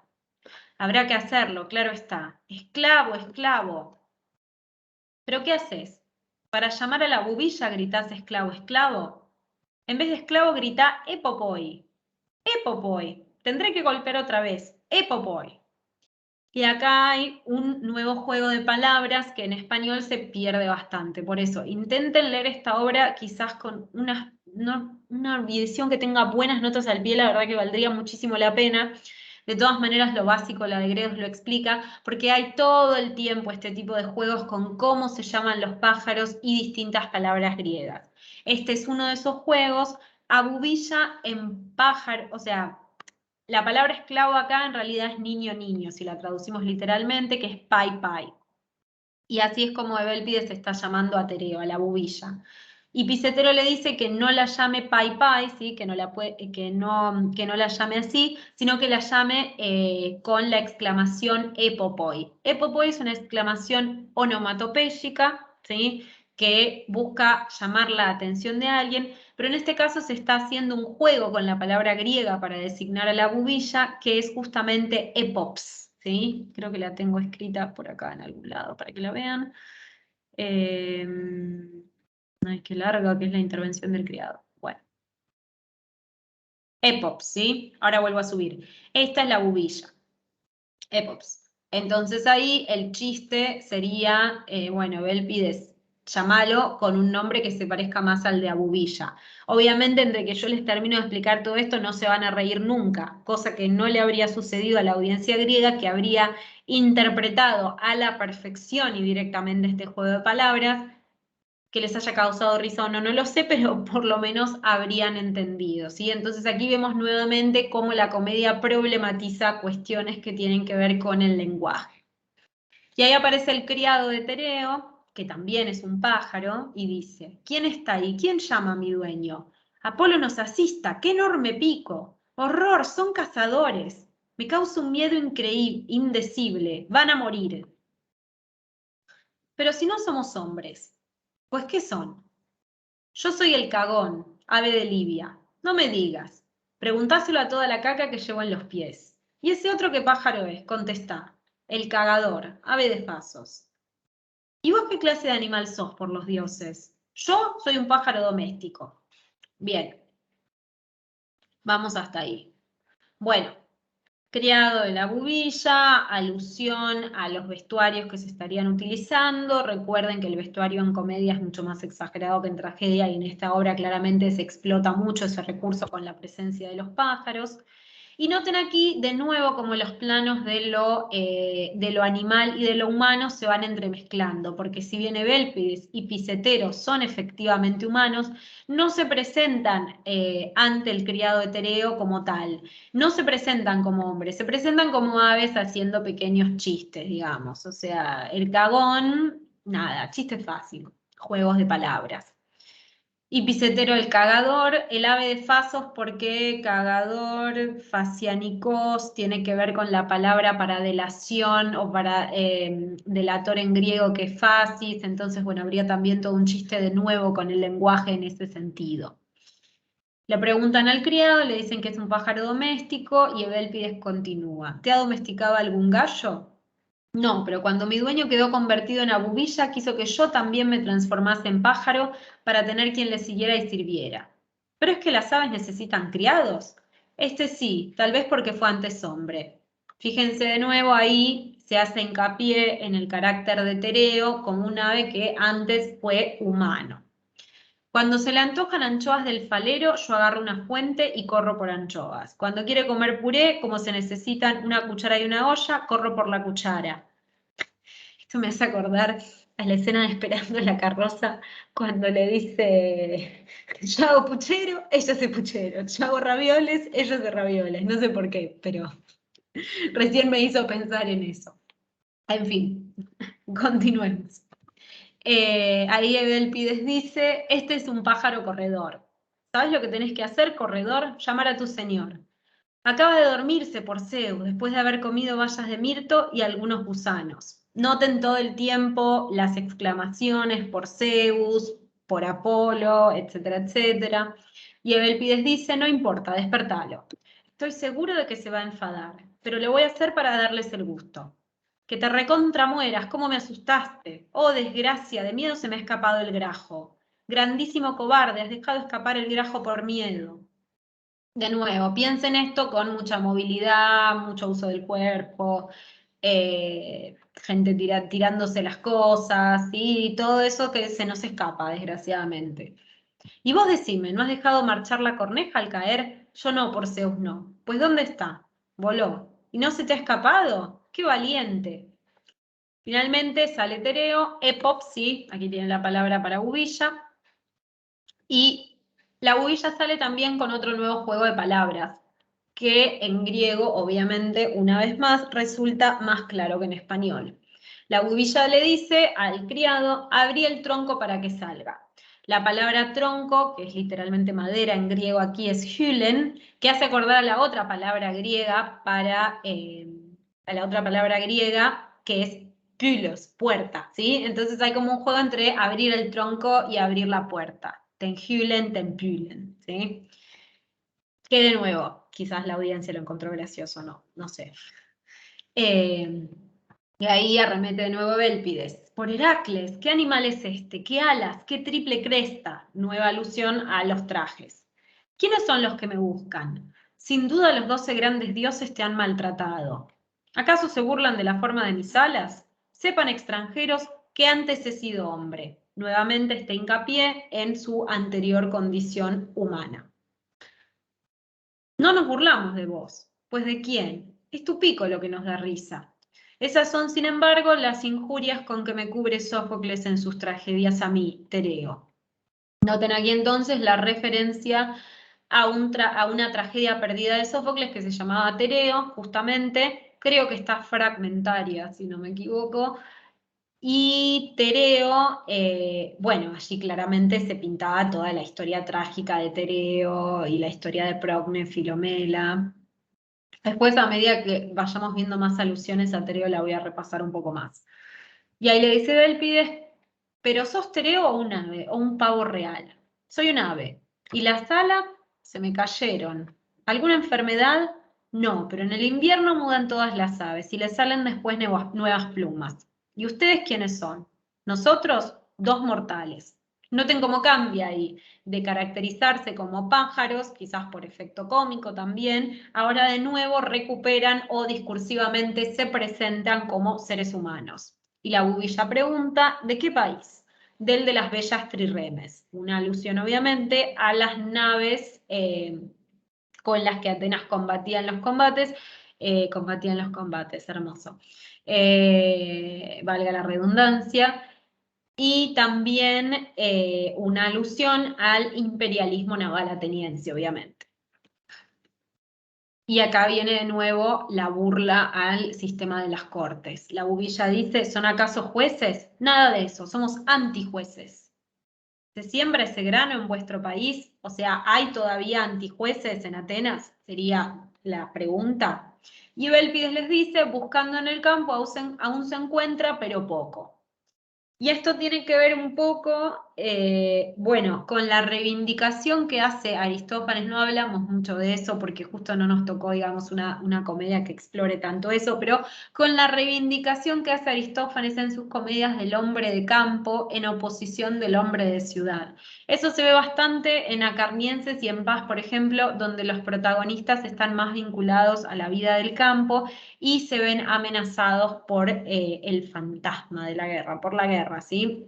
Entonces el campo sería como un lugar, uno de los pocos lugares que quedan, por lo menos en la caracterización cómica que hace Aristófanes, donde se puede vivir apaciblemente, donde se puede vivir alejado de la injusticia, donde aún la gente es simple y honesta, así como una especie de cuasi, quizás locus amoenus, pero amenazado constantemente por las presiones y los males de la ciudad. Entonces de ahí esta referencia, digamos, al campo, a la actividad campesina, al espacio del campo. Y la bubilla les pregunta, ¿y qué los trae por aquí? Bélpides dice, el deseo de hablarte. ¿Para qué? Porque en otro tiempo fuiste hombre como nosotros, en otro tiempo tuviste deudas como nosotros, y en otro tiempo te gustaba no pagarlas como a nosotros. Después, cuando fuiste transformado en ave, recorriste en tu vuelo todos los mares y tierras y llegaste a reunir la experiencia del pájaro y la del hombre. Fíjense entonces de nuevo, tenemos una figura, que ya les dije, Tereo, una figura bisagra entre los dos reinos. Esto nos trae a vos para suplicarte que nos indiques alguna pacífica ciudad donde podamos vivir blanda y sosegadamente, como el que se acuesta sobre mullidos cojines. ¿Buscás una ciudad más grande que la de Cránao? Cránao es un nombre antiguo de Atenas en referencia a uno de los reyes de Atenas. Más grande no, pero sí algo más cómoda. Parece que tratás de vivir bajo un régimen aristocrático. Yo, en absoluto, detesto al hijo de Celio. Nueva referencia a las circunstancias políticas de Atenas y a la amenaza de la aristocracia. Siempre una amenaza latente en Atenas, también en estos momentos. Y también noten la crítica, por otro lado, a lo que sería un régimen aristocrático. En realidad aristocrático, digamos, barra oligárquico, ¿no? Hay que leer aquí. Y Celio sería uno de los personajes que están involucrados como en esta tendencia. Y la bubilla le pregunta, pues ¿en qué ciudad querrían vivir? En una donde los negocios más importantes sean, por ejemplo, venir muy de mañana a mi puerta un amigo y decirme, te ruego por Zeus olímpico que al salir del baño vengan a mi casa vos y tus hijos, pues voy a dar un banquete de bodas. Cuidado con faltar. Como no vengas, no tenés que poner los pies en mi casa hasta que me abandone la fortuna. Noten que ahí está como el razonamiento trastocado de la frase un poco, los amigos están en las malas y en las buenas. Entonces, la lógica acá es un poco inversa, propia de la utopía de la comedia, que sería así como invertir los tantos de la ecuación y decir, si no estás en las buenas, tampoco vengas en las malas, que es como un poco la situación ideal, ¿no? Vista de otro ángulo. Entonces ya con las respuestas de Evélpides y de la que va a dar a Pistetero, se va perfilando un poco la construcción de esa utopía barra utopía que quieren construir, que quieren forjar. Y la bubilla le dice, más o menos en tono irónico, como diciéndole, veo que tenés afición a las desgracias, como diciendo, no pedís nada vos, ¿no? Encima lo que me decís que querés. Y vos le pregunta a Pistetero, y Pistetero le dice, tengo los mismos gustos. ¿Cuáles? Y este es más gracioso, me parece, el de Pistetero. Quisiera una ciudad en la que al verme el padre de un hermoso muchacho, me dijese como si le hubiera ofendido, muy bien, Estilbónides. Te encontraste ayer con mi hijo que volvía del baño y del gimnasio y no fuiste para darle un beso, ni hablarle, ni acariciarle las bolas. ¿Quién dirá que sos amigo mío? De nuevo, como la inversión de no tocaste a mi hijo, no hiciste cosas sexuales con mi hijo, eso está mal. De nuevo construyendo este mundo del revés tan típico de la comedia. Y la bubilla nuevamente comenta en tono irónico, bueno, no son nada las desdichas que querés o las cosas que buscas, ¿no? En la costa del Mar Rojo hay una ciudad, afortunada como la que desean. Acá empieza la secuencia en la que les empieza a nombrar ciudades y ellos las van a ir rechazando una detrás de otra. Le dice Elpides, no me hables de ciudades marítimas. El mejor día amanecería la galera de Salamina trayendo un funcionario. ¿No puede indicarnos alguna ciudad helénica? Esta referencia a la galera o a la trirreme, digamos, mejor de Salamina, puede ser como una referencia solapada, ¿sí? A la expedición de Sicilia y a la espera que se tenía de recibir, bueno, buenas noticias de lo que estaba pasando en Sicilia en la ciudad de Atenas, ¿sí? De ahí la referencia. Y la galera de Salamina es la Salaminia, ¿sí? Atenas tenía dos trirremes muy famosas, aparentemente. Una era la Salaminia, claramente por la batalla de Salamina, que era más utilizada para enfrentamientos de carácter bélico, y la otra que era, no me acuerdo el nombre, pero creo que empieza con P o con Pi, como quieran verlo, era más para transportar funcionarios, para ir a celebraciones religiosas, y no era una nave de carácter bélico. Bueno, y le siguen preguntando. Y ahí la bubilla les dice, ¿por qué no van a vivir al Epreo de Élide? Y Evélpides les dice, por todos los dioses. Aunque no he visto al Epreo, lo aborrezco a causa de Melantio. Un chiste con la lepra, ¿sí? Acá hay varios chistes fáciles que también tienen que ver con un poco la reinterpretación del lenguaje o, si se quiere, la toma demasiado literal del lenguaje como rasgo de como rasgo para provocar la risa en la audiencia. Y acá sigue entonces con este juego, está Locris, la ciudad de Opunte, y Evélpides confunde Opunte con aparentemente un individuo muy pobre que se llamaba Opuncio, entonces le dice no quisiera ser Opuncio ni por un talento de oro. Y ahí surge la temática de, bueno, ¿qué tal si vivimos como los pájaros? Evélpides dice, pero ¿qué tal pasan la vida los pájaros? Vos debés saberlo bien. Y la bubilla le dice, la vida no es desagradable. En primer lugar, hay que prescindir del monedero. Eso reduce considerablemente la corrupción. Crítica, nuevamente social, picoteamos en los jardines sésamo blanco, mirto, amapola, cimenta. De modo que viven como recién casados. Alusión a todas estas plantas y, digamos, flora variada que aparecía en las ceremonias de Himeneo. Y ahí a Pistetero se le ocurre la idea que va a ser el argumento central de la trama y dice, oh, qué magnífica idea se me ha ocurrido para la gente alada. Serían omnipotentes si me obedecieran. ¿Obedecerte en qué? Y noten ahí cómo se va empezando a forjar ya con el verbo peizomai, sí, peizo, recuerden que cuando está en su voz media significa obedecer más que persuadir, se va forjando el poder que va a empezar a adquirir Pistetero paulatinamente a lo largo de toda la obra hasta ser, digamos, el monarca supremo de Nefelococlía. Y ahí, bueno, le pregunta a la bubilla, ¿obedecerte en qué? Lo primero es no andar revoloteando por todas partes con el pico abierto, es indecoroso. Entre nosotros, cuando vemos a uno de esos insensatos que no paran un instante, acostumbramos a preguntar, ¿quién es ese chorlito? Y Teles responde, es un inconstante, tiene siempre la cabeza en los pájaros, no permanece quieto un momento. Nada, no importa, sigue, digamos, critica un poco a los pájaros. Acá hay un juego un poco, me parece, parecido a nuestra expresión, tiene siempre la cabeza en las nubes, que a lo mejor en Grecia se decía, tiene siempre la cabeza en los pájaros. Critica un poco el comportamiento de las aves. Tenés razón por Dionisos, le dice, ¿qué vamos a hacer? Y acá viene la propuesta central, funden una ciudad. ¿Y qué ciudad podríamos fundar las aves? En verdad que es bien necia tu pregunta, mirá tus pies. Ya miro. Mira ahora hacia arriba. Imagínense todo esto con los gestos de las acciones. Yo los puedo hacer si quieren. La bubilla mira hacia abajo, mira ahora hacia arriba, le dice. Ya miro. Ahora volvé la cabeza a un lado y a otro. Y le dice la bubilla, que voy a sacar por Zeus de retorcerme hacia el pescuezo. ¿Viste algo? Sí, las nubes y el cielo. ¿No este es el polo de las aves? ¿El polo? ¿Qué es eso de polo? Fíjense que acá viene otro juego de lenguaje, como si dijéramos el país, porque gira y atraviesa a todo el mundo, se llama polo. Si fundan en él una ciudad y la rodean de murallas, en vez de polo, se llamará polis. Ja, ja, ja, qué gracioso.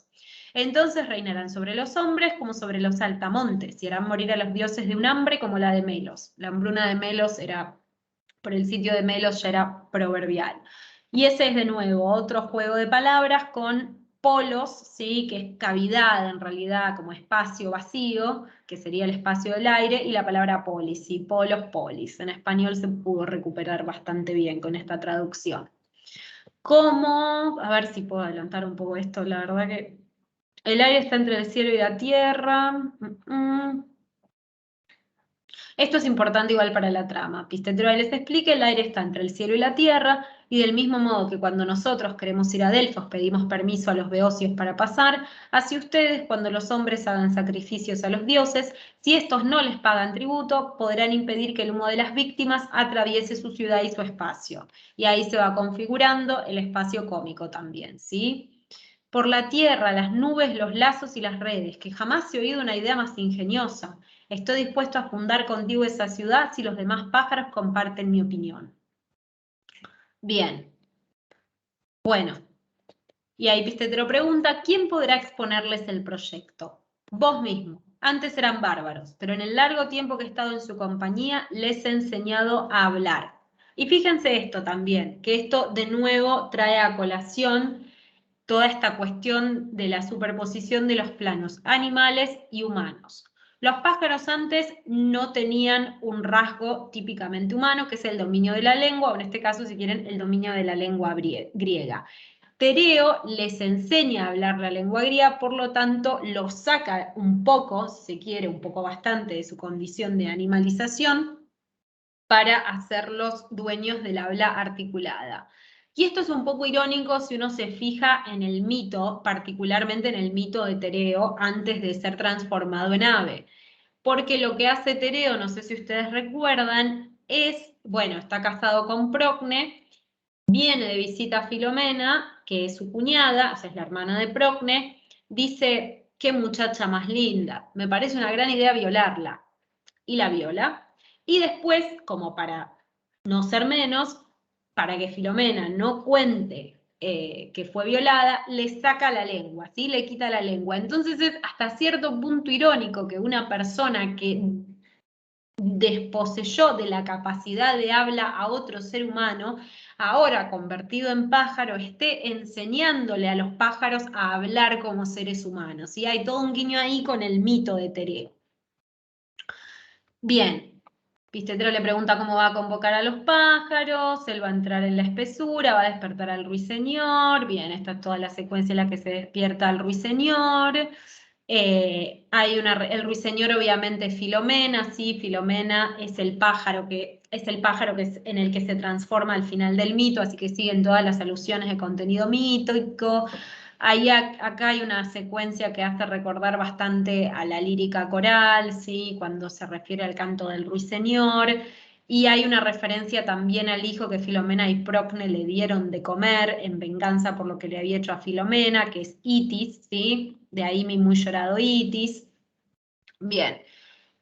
Y acá viene toda la secuencia en la que van a aparecer los distintos tipos de pájaros. Lo que me interesa de nuevo rescatar es cómo acá se va a empezar a ver la hibridez del lenguaje humano barra de los pájaros, ¿sí? Fíjense que la bubilla va a empezar a hablar, digamos, va a tener un discurso en la lengua griega, pero empieza con un habla desarticulada que claramente busca imitar el sonido de los pájaros, que digo, no tengo muchas ganas de intentarlo, pero esto habría sonado bastante particular en el ámbito de la representación, si una cosa así como popopoy, popoy, popopoy, popoy, no sé, imagínense algo así, que después se engancha con un io, que sí tiene un valor y una carga semántica, en griego el verbo significa vengan, pero es como que se va derivando, ¿no? Es como que se va pasando de un no lenguaje de las aves a el lenguaje humano como en una especie de gradación, porque fíjense que empieza io, y después empieza ito, y ahí ito ya tiene un significado, que es vengan, vengan, ¿sí? Entonces tenemos las tiradas, la secuencia que se va articulando hasta tener sentido. Bien. Bueno, acá convoca a todos los pájaros, ¿sí? En el medio de todas estas secuencias que tienen sentido, habla de los pájaros que viven en los campos, de los pájaros que picotean los cereales. Acá hay un montón de hapax, ¿sí? Esas palabras compuestas nuevas, por ejemplo, tribus devoradoras de grano, o sea, Phyla Chrysotragon, ¿sí? Está lleno de eso. Picoteadores de cereales, por ejemplo, es Espermologon, ¿sí?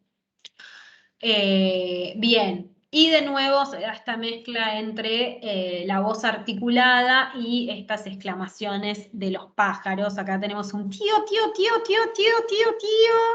Después abajo tenemos un trioto, trioto. Vayan a saber cómo sonaba eso. Y toda la secuencia, bueno, en el medio van llegando cada vez más pájaros, se cree que ahí van entrando de a poco los miembros del coro, ¿no? También imaginen esto, cómo habría sido de impresionante la puesta en escena, está la bubilla cantando y convocando a los pájaros, y a medida que escuchan ciertas partes del Parlamento, quizás iban entrando de a poco los pájaros, y ahí los van señalando a medida que van entrando. Bueno, y todo esto se corona de nuevo con este lenguaje de los pájaros que no significa nada acá al final, ¿sí? Bueno, en realidad en esta parte los está llamando y todavía no empezaron a llegar, y los que nos van a narrar cómo vienen los pájaros, cómo empiezan a aparecer los pájaros, van a ser Pistetero y Evélpides. Bien, y ahí van llegando. Llega una zancuda. Bien, y acá explican de las aves que van llegando, las distintas características.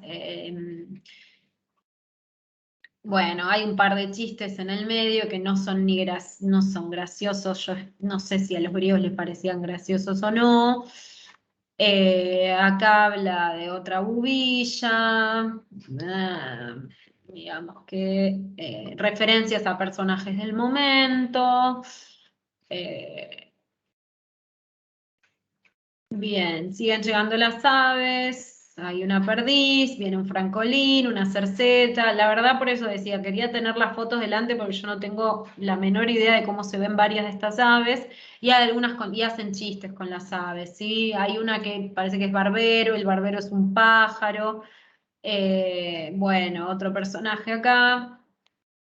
Y después se habla de la lechuza. Y finalmente todo esto termina con una enumeración de todas las aves que van llegando, con sus nombres en griego también, obviamente. Así que si quieren aprender cómo se llaman las aves en griego, esta les diría que es la comedia, el lugar, la obra ideal, ni siquiera la comedia, la obra ideal para hacerlo. Bien, bueno.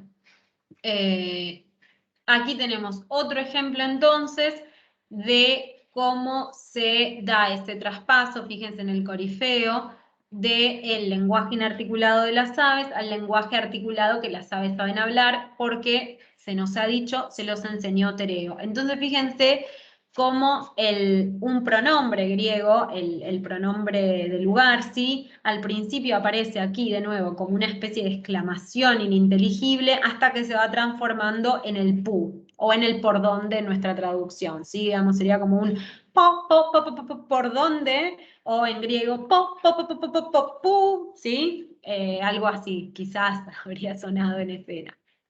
Y acá este recurso se repite una vez más, pero con un tina, ¿sí? Acá había puesto tene, ¿sí? ¿Sí? Acá es tina, ¿sí? Entonces fíjense que me parece que el interés más grande de esta obra quizás hay que buscarlo en eso, ¿no? Que es un proceso cómico que para nosotros hay que trabajarlo mucho más claramente. No es tan tangible como el Lisístrata. Bien, y ahí ya estamos, aquí ya estamos acercándonos de alguna manera a lo que es el cierre, exactamente, a lo que es el cierre de esta parte, antes del Agón, donde se va a exponer el plan de la nueva ciudad. Bien, y acá se los vuelve a nombrar como hombres a Evelpides y a Picetero. Esta es la entrada del coro, ahora el coro ya está todo en escena. Y va a comenzar entonces el agón, mejor dicho, el momento en el que les exponen, Picetero, mejor dicho, les expone el plan de la nueva ciudad. Sí, fíjense, a ver las bromas acá, la verdad que ninguna es demasiado como para sacarle mucho jugo. Léanlo y cualquier cosa después si tienen alguna pregunta me la hacen llegar con algunas cuestiones. Pero bueno, para tener en cuenta, como para tener una línea interpretativa para encarar aves, toda la inversión de lo que es, o la superposición, si quieren ustedes, del ámbito divino, bueno, del ámbito de los pájaros y el ámbito humano, el personaje, y eso también reflejado en el lenguaje, no solo en lo físico, sino también en el lenguaje, el personaje de Tereo como representante de las dos vertientes, si se quiere, el rol que tiene Pistetero en la obra con el tema de la manipulación del lenguaje y de las distintas instituciones, si se quiere, políticas, ¿no? La manipulación de la embajada al final.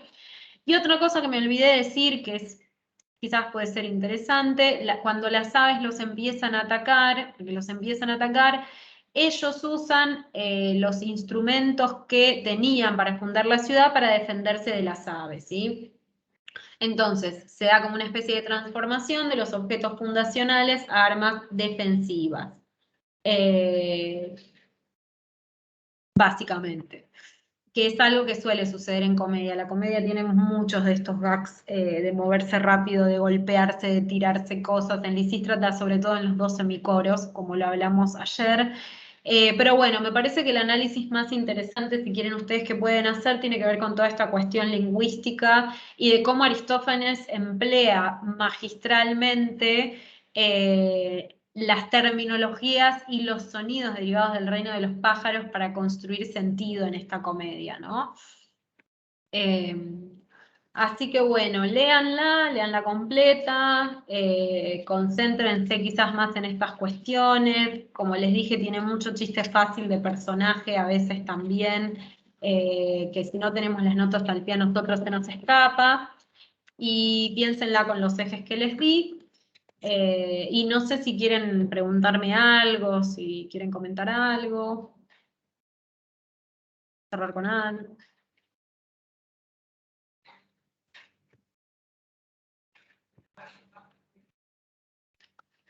Bueno, entonces vamos a dejar aquí.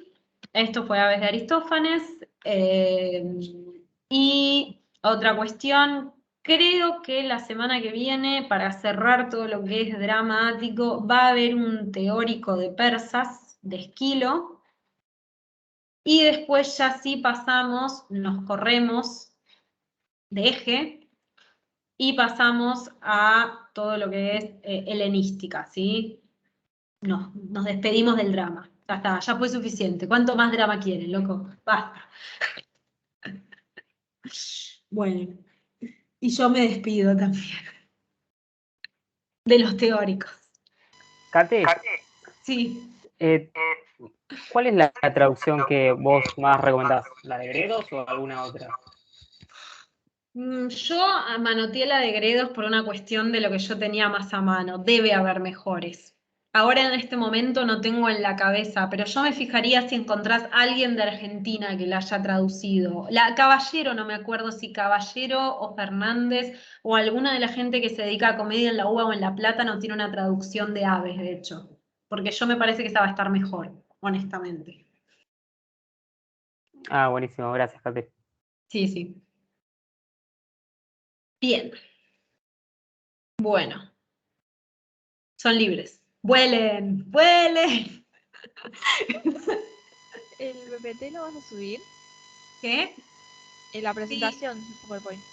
Sí, capaz la subo al Teams porque está muy larga para que me la acepte el campus. Dale, Y no dale, buenísimo. la tengo que tijeretear. Pero sí, la subo. Una vez que hago una linda la voy a subir. Gracias. Nada de nada. Bueno, muy buena clase, Kate.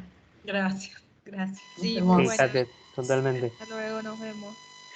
Chao, gente. Me voy a dejar Chao, de nos hacer vemos. payasadas. Me voy a cocinar algo. Chao, nos vemos. Chao.